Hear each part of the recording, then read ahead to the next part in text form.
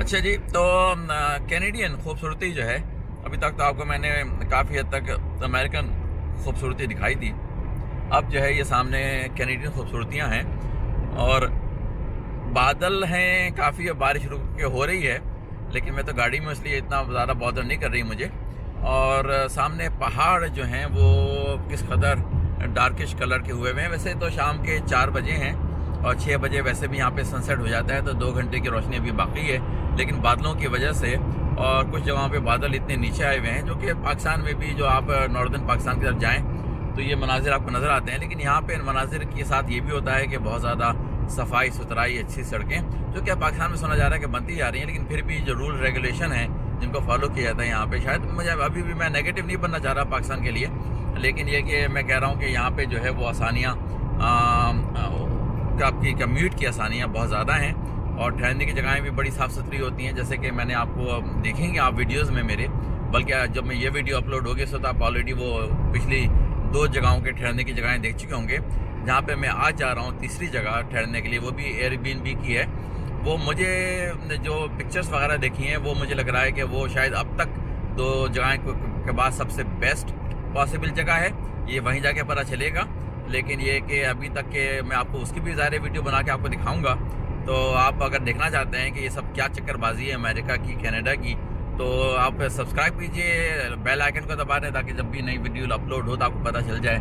लेकिन इतने नीचे बादल हैं सामने भी और इस तरफ भी, अगर आपको नज़र आए किसी तरह से, बीच में दरख्त भी आ रहे हैं, तो वो एक तरह से ऊपर वाले बादल भी हैं और नीचे वाले बादल भी हैं काफ़ी सारे। बड़ा खूबसूरत रास्ता है। जो नेचर लवर है ना, वो तो मर जाए इस रास्ते के लिए, देखने के लिए, एंजॉय करने के लिए, और मैं उनमें से हूँ।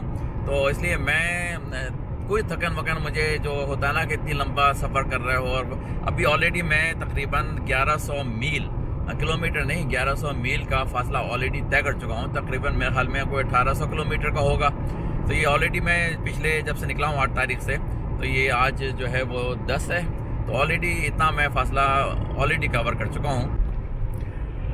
धूप और छाँव की कशमकश, क्या जुमला मारा है जी मैंने भी। ऐसी जगह पे आके जो है ना वो उर्दू थोड़ी सी अच्छी हो जाती है और शायरी को शौक हो जाता है। सामने देखिए आप पहाड़ के ऊपर, अगर आपको नज़र आ रहा हो कि धूप और छाँव की कशमकश है।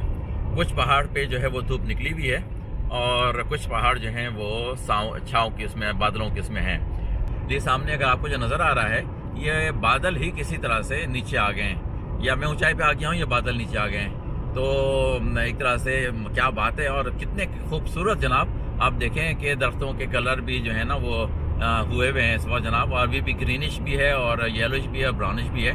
यही है जिसके लिए मैं आया हूँ इतना दूर चला के, और उसको अगले 3-4 दिन तक मैंने खूब इंजॉय करना है वहाँ पे। ओहो, कितने खूबसूरत दरख्त, कितना खूबसूरत रास्ता, और एक ख्वाबदीदा सा रास्ता लग रहा है इस वक्त बहुत ज़्यादा, क्योंकि बादल भी हैं और शाम भी हो रही है, और उसमें ये सड़क कहीं चली जा रही है।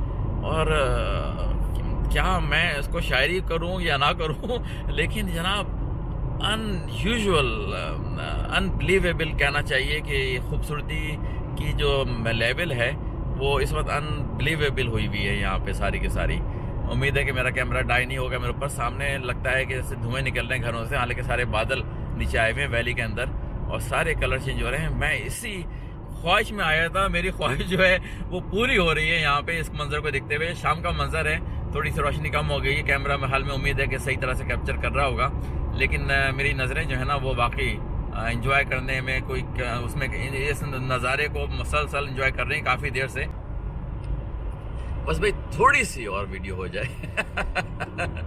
तंग तो कर रहा हूँ, लेकिन ये कि जो खुश होने वाले लोग हैं वो खुश भी होंगे कि पहाड़ों के ऊपर जो है दूर, इस सड़क के ऊपर की बात नहीं कर रहा, दूर पहाड़ों के ऊपर भी कितने रंग जो हैं वो आए हुए हैं। बीच बीच में कितने कलर जो हैं वो नज़र आ रहे हैं। ग्रीनिश तो नज़र आ रहे हैं, लेकिन येलोइश, और साथ में ये रोड के दोनों तरफ तो हैं ही हैं। और मैं इसलिए थोड़ा सा फिल्मा रहा हूँ कि अभी थोड़ी देर में अंधेरा हो जाएगा। अंधेरा होने से पहले जो है ना शाम का मंजर, और वो भी शाम का वो मंजर जबकि बादल भी शदीद आए हुए हों और रोड भी इतनी खूबसूरत हो, खामोश भी हो, बहुत ज़्यादा ट्रैफिक भी ना हो, और सामने बादल जो हैं कितने देखें कितना जनाब वो मंजर ज़बरदस्त पेश कर रहे हैं। तो मैं भाई बताऊं आपको, आप माइंड करें या ना करें, मैं तो दिखाऊंगा आपको।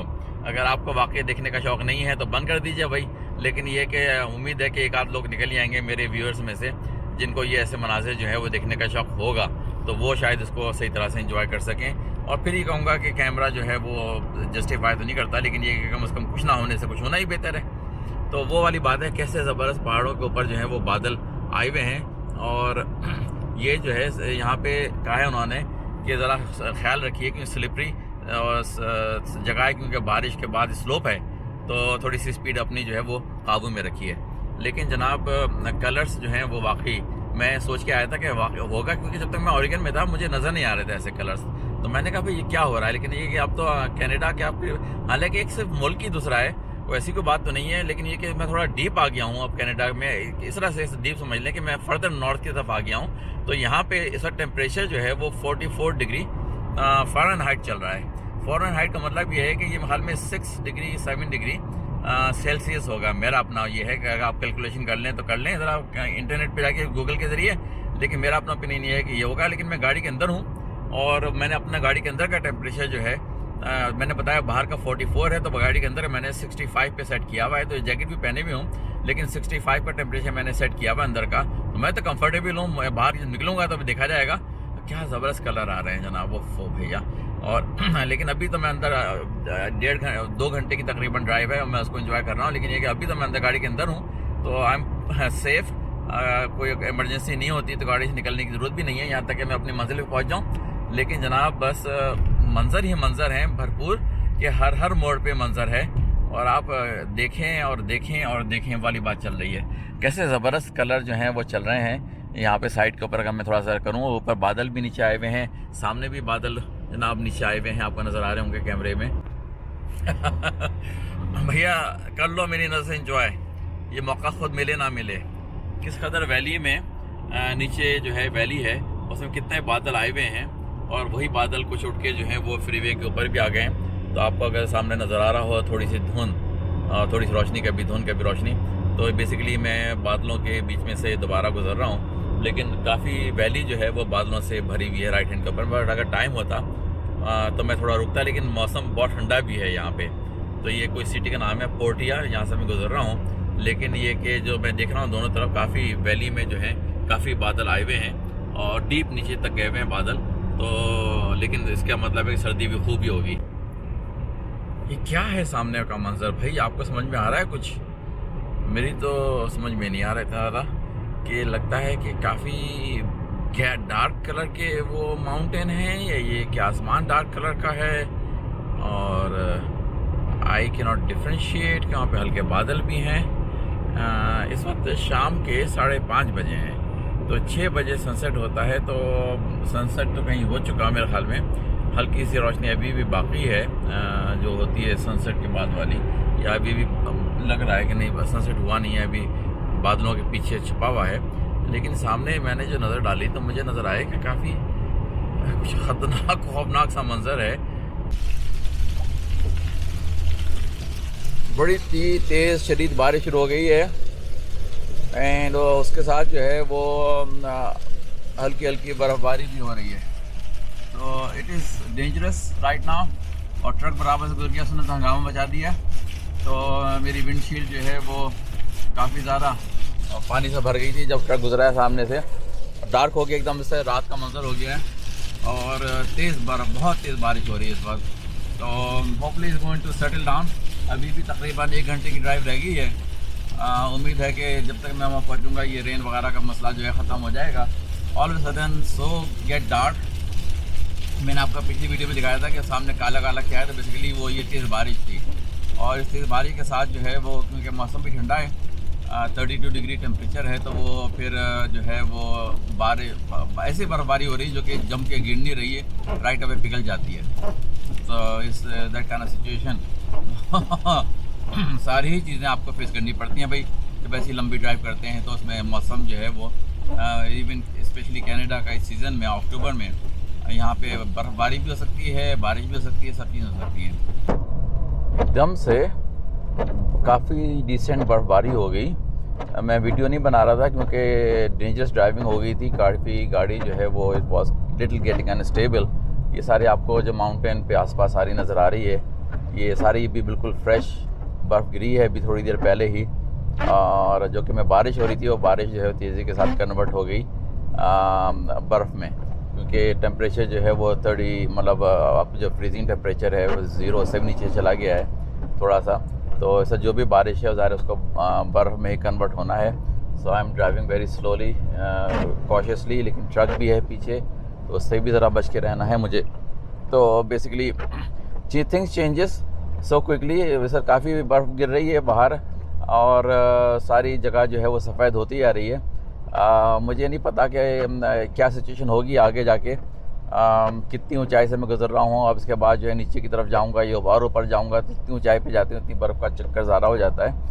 लेकिन ये कि आई am just be careful and driving slowly कि जो है वो सिचुएशन गड़बड़ ना हो। और बहुत ज़्यादा साइड पे भी नहीं जाना है क्योंकि साइड पे बर्फ़ ज़्यादा जमा हो जाती है। देखें आपको मैं पोस्ट करता रहूँगा थोड़ी थोड़ी देर में, लेकिन ये कि सिचुएशन इज़ नॉट दैट भाई अगर बर्फ़ गिर रही हो तो बड़ा जो देखने वाले हैं उनको बड़ा मज़ा आता है, लेकिन जो गाड़ी चलाने वाले हैं ना वो रिस्की फैक्टर में आ जाते हैं थोड़े से। लाइक आई सेड कि even though I have new tyres but बर्फ़ जो है वो बर्फ़ होती है और बिल्कुल ताज़ा जो गिर रही होती है वो फिर भी मैनेजेबल होती है। लेकिन ये काफ़ी ऐसा तेज़ी से बर्फ़ गिर रही है और सारा समा आसपास का मंजर जो है काफ़ी तेज़ी से सफ़ेद हो गया है, जो कि पहले सफ़ेद नहीं था बर्फ़ की वजह से। सो लेट्स सी कि क्या होता है। लेकिन ये जो है situation it's not that ideal situation. अभी तक तो मैं बड़ा इंजॉय कर रहा था मंज़र को, बर्फ़बारी को भी इंजॉय करना चाहिए, लेकिन I am just trying to be careful कि मैं ज़्यादा कोई तेज़ गाड़ी ना चलाऊँ। So I am not driving fast right now. लेकिन ये कि फिर भी ख़तरा होता है कि गाड़ी जो है, क्योंकि मैं कोई बहुत ज़्यादा वो नहीं हूँ used to driver in the snow, लेकिन hopefully is not going to be piling up on the road, क्योंकि जब गाड़ी गुजरती हैं ट्रक गुजरते हैं तो उसकी वजह से थोड़ी सी क्लियर हो जाती है। लेकिन it's getting darker and also at the same time सारी स्नो जो है वो उसका अमाउंट आसपास जो है वो काफ़ी बढ़ गया है। तो let me stop the video and focus on my driving.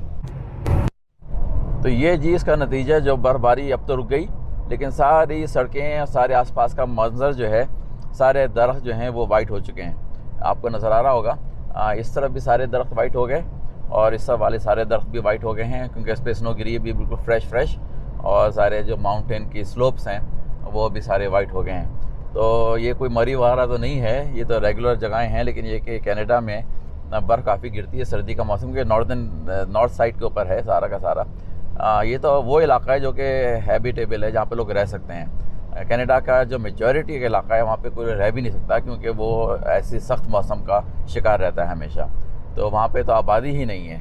लेकिन ये कि ये वो पार्ट है जो कि अमेरिकन बॉर्डर के करीब है, तो यहाँ पे आबादी भी है। और लेकिन ये कि बस यहाँ मौसम जो कि तेज़ी से चेंज होता है, कि बेसिकली सारी आपको जो नज़र आ रही है इधर भी और इस तरफ भी सारी जो है वो दरख्त बर्फ़ से हो गए हैं। सारे रास्ते जो हैं वो बर्फ़ वाले हो गए हैं और रोड जो है कंडीशन इस okay. Let me just wipe it. सामने से गाड़ी गुजरी, उसने सारा पानी उड़ा के मेरे ऊपर डाल दिया जनाब उठा के। और सारी जो है राइट रोड के साइड के ऊपर भी बर्फ़ जमा है और बीच का जो डिवाइडर है उसमें भी काफ़ी बर्फ़ जमा हो गई है। लेकिन रोशनी हो गई अभी, थोड़ी देर पहले तो बिल्कुल अंधेरा हो गया था। आपको मैंने दिखाया था मंजर कि बर्फ़बारी हो रही थी, उसमें बिल्कुल अंधेरा छाया हुआ था। अब वो फिर से, क्योंकि अभी सनसेट ऑलमोस्ट होने वाला है या हो चुका है, 6 PM का टाइम हो चुका है। तो लेकिन ये कि ये भी एक चीज़ थी, इसको डील करना था, फेस करना था। लेकिन ये कि ख़तरा भी होता है और उसी में मज़ा भी आता है कि जी क्या बात है, बर्फ़बारी में गाड़ी चला रहे हैं। और मेरे पास कोई 4 व्हील ड्राइव वगैरह नहीं है, मेरी रेगुलर है, तो इस वजह से थोड़ी सी ज़रा देखभाल करके गाड़ी चलानी पड़ती है। लेकिन सारा मंजर ही बदल गया जी, सारे दरख्त जो हैं वो वाइट हो गए हैं एकदम से तेज़ी के साथ। अब मैं जहाँ जाके ठहरना है मुझे, वो तकरीबन अब 40 मिनट्स के फासले पे जगह रह गई है। तो होपफुली स्टिल भी रोशनी, और रोशनी में ही जाके मुझे वो जगह मिल जाएगी। लेकिन जनाब मुझे पता है कि सुबह को उठूँगा मैं, तो हो सकता है कि रात को और ज़्यादा बर्फ़ गिरे, क्योंकि इसका टेम्परेचर जो है वो माइनस में जा चुका है आपके लिहाज से, मेरे लिहाज से भी और आपके लिहाज से भी। यहाँ पे 29 डिग्री फ़ारेनहाइट है, तो 29 डिग्री फ़ारेनहाइट जो है वो -1 या -2 का टेम्परेचर आपके यहाँ के लिहाज से होगा।